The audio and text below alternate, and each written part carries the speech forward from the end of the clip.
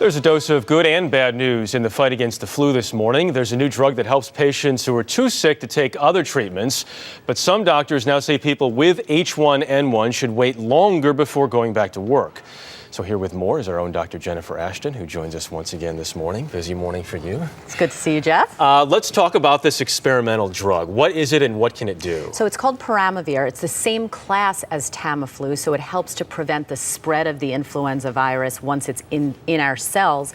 But it is not well absorbed in the body given in pill form, so it's right now being studied in intravenous or IV form, which is a big issue because that's typically more expensive and less accessible, obviously. When might we be able to use it? Well, it's still in investigational trials, so it's considered experimental, but the FDA will be ruling this week whether to authorize its use as an emergency drug because we're in an emergency use authorization situation with the H1N1 virus. Okay, which we think would be probably too late for our own Harry Smith, who we think, as we told you yesterday morning, might have H1N1. Harry is joining us this morning. We've been having some audio issues. He hasn't lost his voice. There, Harry, you hearing us now? Yeah, of course. Okay, how you feeling? I feel great. Really? Feel really good. Here's the key.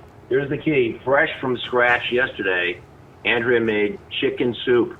Nothing better. This may be the most important medicine in the fight against H1N1. You're correct, Nothing Harry. better. So taking people back just a bit, Harry, we talked about this yesterday a little bit, but you felt achy and a little bit sick over the weekend. It kind of developed from there.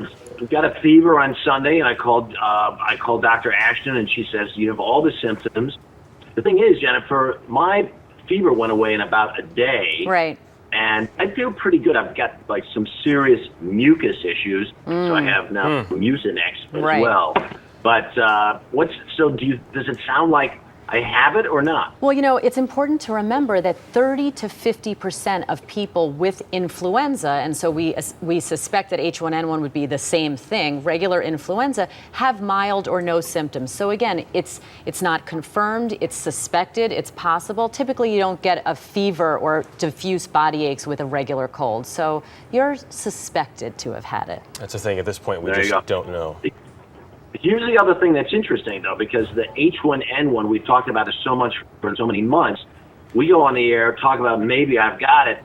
I get more emails, more calls from all over the place. The rumors of my demise are greatly exaggerated, but my high school classmates even sent me flowers. This is crazy. Harry, you're very familiar with the term rap. I'm getting it vigorously right now. Feel better, buddy. Feel better, Harry.